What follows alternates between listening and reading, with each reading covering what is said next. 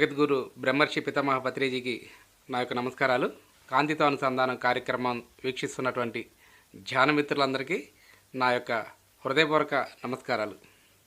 ఈరోజు మనం స్వాదిష్టాన చక్రం గురించి, దాని యొక్క విశిష్టతల గురించి, దానిలో బ్లాక్స్ ఏర్పడితే ఏ రకంగా మన భౌతిక జీవితం ఏర్పడుతుంది, దాన్ని సరి చేసుకోవడానికి ఏ రకంగా సరి చేసుకోవాలి అనే అంశాల మీద చక్కగా ముందుగా ఈ చక్ర సిస్టమ్ అనేది మన యొక్క ప్రాణమయ శరీరంలో ఉంటాయి. రెండవ శరీరంలో మూలాధార చక్రం వెన్నెముక కింది భాగంలో ఉంటే, రెండవ చక్రమైనటువంటి స్వాదిష్టాన చక్రం పొత్తి కడుపు కింది భాగంలో ఉంటుంది. ఇది పూర్తిగా జలతత్వాన్ని కలిగి ఉంటుంది. ఇది ఆరెంజ్ కలర్ యొక్క శక్తితో నిండి ఉంటుంది.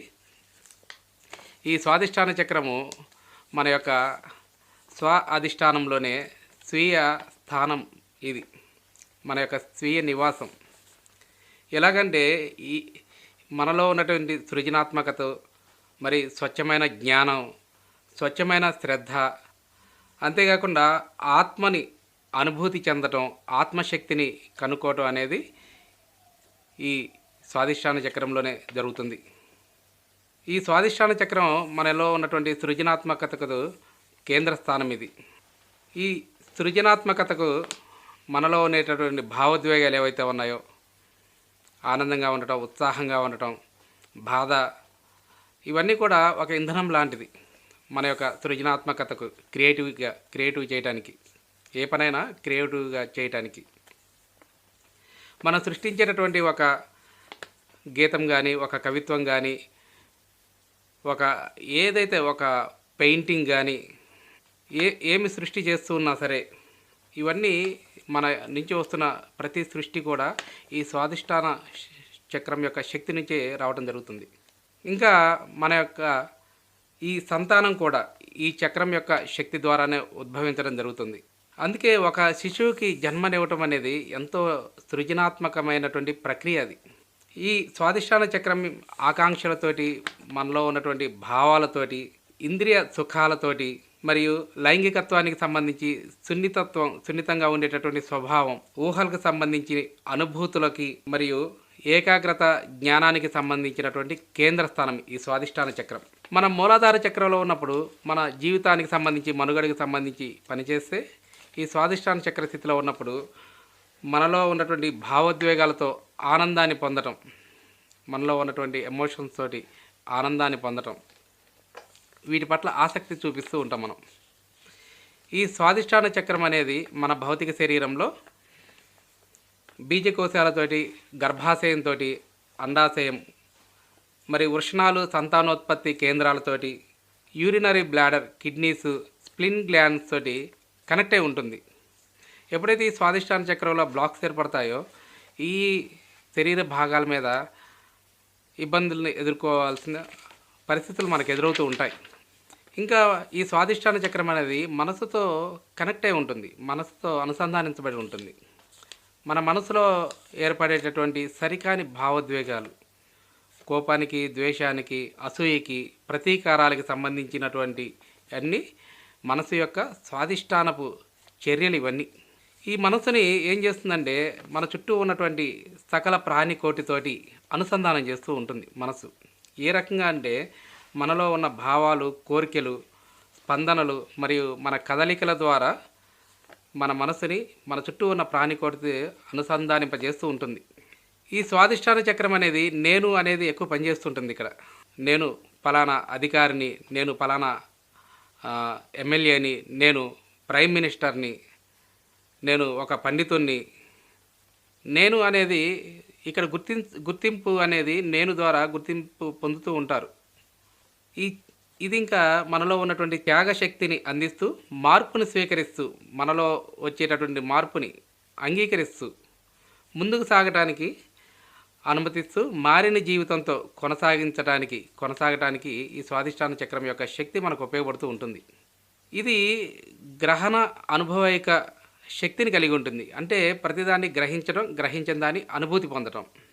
ఎలాగంటే ఈ జీవితంలో ఉన్నటువంటి అనుభూతులు కానీ, స్పందనలు కానీ, వీటి ద్వారా చేయటమే ఈ స్వాదిష్టాన చక్రం మనకు అందించేటటువంటి గొప్ప బహుమానం. ఈ స్వాదిష్టాన చక్రం మనలో ఉన్నటువంటి సరికాని అనవసరమైన వాటిని వదిలిపెట్టి జీవితంలో ముందుకు సాగుతూ జీవితంలో మార్పును అంగీకరిస్తూ పరివర్తన కావడానికి సహాయపడుతుంది. ఈ స్వాదిష్టాన చక్రంలో బ్లాక్స్ ఏర్పడితే కనుక మార్పును అంగీకరించలేం, మనల్ని మనం యాక్సెప్ట్ చేయలేం, ముందుకు వెళ్ళడానికి అక్కడే ఆగిపోతూ ఉంటారు సంవత్సరాలుగా. ఇంకా వర్తమానంలో ప్రస్తుత క్షణంలో ఉన్నది ఉన్నట్లుగా స్వీకరిస్తూ ఈ క్షణంలో ఆనందాన్ని పొందేటటువంటి స్థితిని కలగజేస్తూ ఉంటుంది స్వాదిష్టాన చక్రం.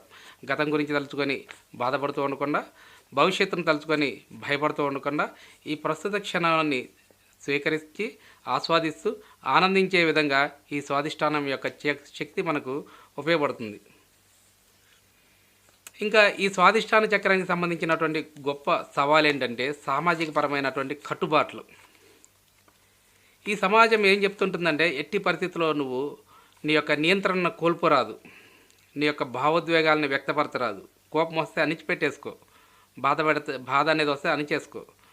ఎప్పుడైతే ఈ భావోద్వేగాలు ఇవన్నీ ఎమోషన్స్ మనం వ్యక్తపరుస్తూ ప్రయత్నం చేస్తూ ఉంటామో ఈ సమాజము ఎక్కువగా వ్యక్తం కానియదు.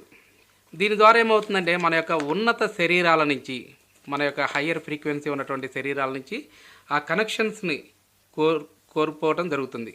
మనం నివసిస్తున్నటువంటి సమాజం అనుభూతులు, భావోద్వేగాలు, ప్రతిస్పందనలకి విలువ ఇవ్వదు సరికదా, ఇంకా కన్నెర చేస్తూ ఉంటుంది, కోపగిస్తూ ఉంటుంది మన మీద. ఇక్కడ ఉన్నటువంటి ఈ స్వాదిష్టాన చక్రం యొక్క స్థితి, ఆ యొక్క శక్తి ఏదైతే ఉందో లైంగికత్వానికి సంబంధించి లేదా శృంగారానికి సంబంధించి అనే ఒక అత్యున్నతమైనటువంటి ప్రక్రియ.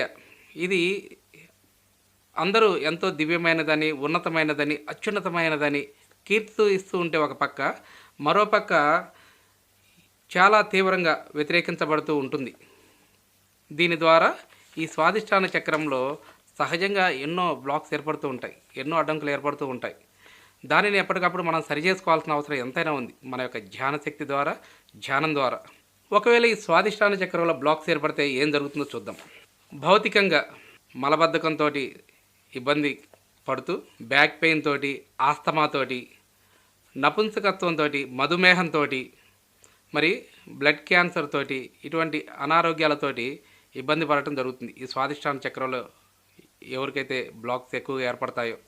మరి మానసికంగా, భౌతికంగా ఆ రకంగా అనారోగ్యాలు పాలైతే, మానసికంగా సరికాని భావోద్వేగాలతోటి, సరికాని ఎమోషన్స్ తోటి జీవితంలో ఎన్నో ఇబ్బందులు, ఎన్నో సమస్యలతోటి ఎదుర్కొని ఒంటరితనాన్ని ఫీల్ అవ్వటం జరుగుతూ ఉంటుంది. అందరూ చుట్టూ ఉంటారు, అన్నీ ఉంటాయి, కానీ నేను ఒంటరిని అనే భావనతోటి, ఇంకా మితిమీరిన భావోద్వేగాలతోటి ఉండటం, తమను తాము వ్యక్తపరచుకోకుండా విపరీతమైనటువంటి ఆకాంక్షలతోటి మరి ఒక బానిసలాగా, ఒక యంత్రంలాగా జీవించడం జరుగుతుంది ఈ స్వాదిష్టాన చక్రంలో ఎవరికైతే బ్లాక్స్ ఏర్పడతాయో వారు.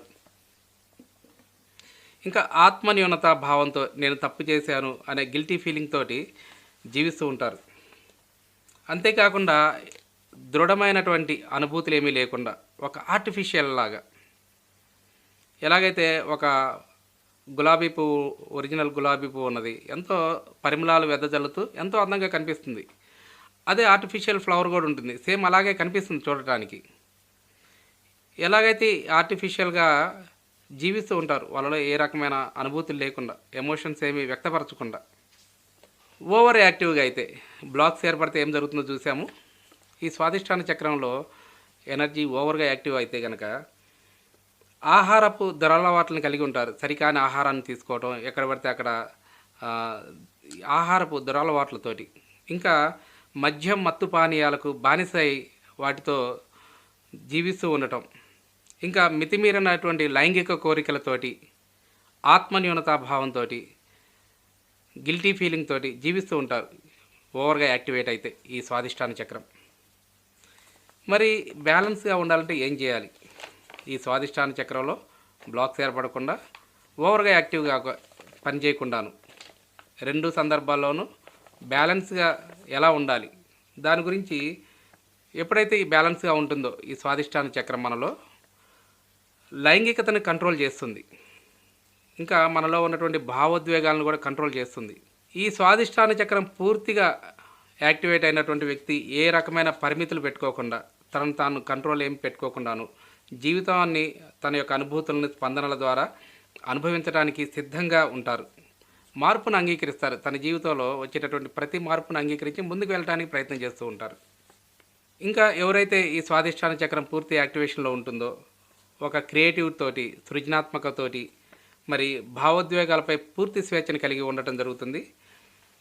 ఇంకా కళలోను, కవిత్వాలలోను, మరి సంగీతంలోను, వీటన్నిటిలో పెయింటింగ్స్ వేయడంలోను, వీటన్నిటిలో పూర్తి ప్రావీణ్యతని కలిగి ఉంటారు. ఒక గొప్ప ప్రవీణులుగా రాణిస్తారు. అంతేకాకుండా ఇది మన మనసుని అంతర్మూల చైతన్యంతో కనెక్ట్ చేస్తుంది. మన యొక్క మూల చైతన్యం ఏదైతే ఉందో ఆ మహామూల చైతన్యంతో కనెక్ట్ చేసి ఆ చుట్టూ ఉన్నటువంటి సౌందర్యాన్ని దర్శింపజేస్తూ ఉంటుంది. ఈ బ్యాలెన్స్డ్గా ఉన్నటువంటి ఈ స్వాదిష్టాన చక్రం ఎప్పుడు ఈ బ్యాలెన్స్గా ఉంచుకోవాలంటే ఈ స్వాదిష్టాన చక్రాన్ని మనం కాళ్ళకి చెప్పులు వేసుకోకుండా పచ్చిక మీద, గడ్డి మీద నడుస్తూ ఆ నేలను అనుభూతి చెందుతూ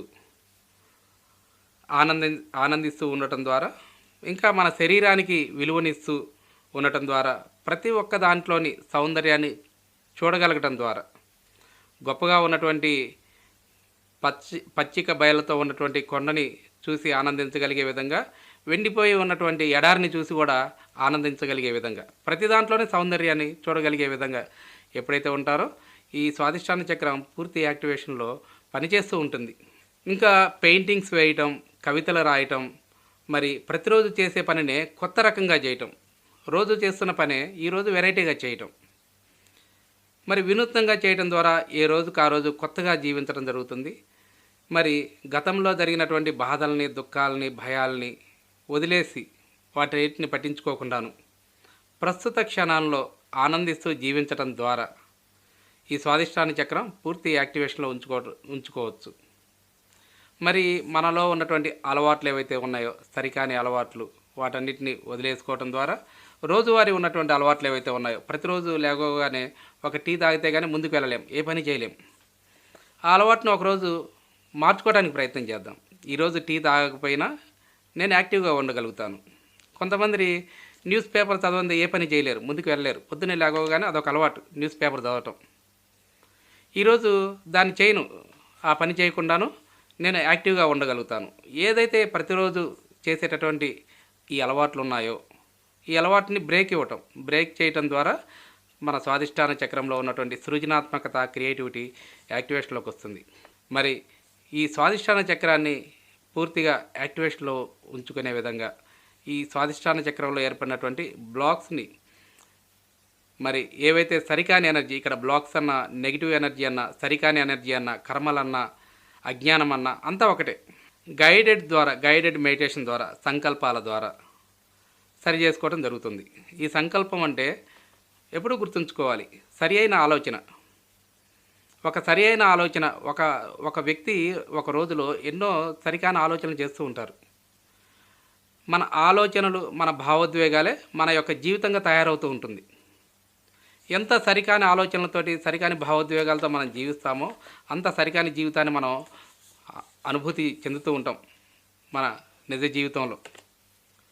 మరి ఎప్పుడైతే ఒక సరి అయిన సంకల్పాన్ని, సరి అయిన ఆలోచన చేశామో మన జీవితం అటువైపు వెళ్తుంది, సరైన విధంగా మనం ప్రయాణించగలుగుతాం. ఇక్కడ ఏం జరుగుతుందంటే ఒక సరి అయిన ఆలోచన, ఒక సంకల్పం అనేది ఇవ్వడం జరుగుతుంది. ఆ సంకల్పాన్ని చెప్పుకొని ఎంతగా మీరు అనుభూతి చెందుతారో, ఎంతగా మీరు ఫీల్ అవుతారో అంతగా ప్రాసెస్ జరుగుతూ ఉంటుంది.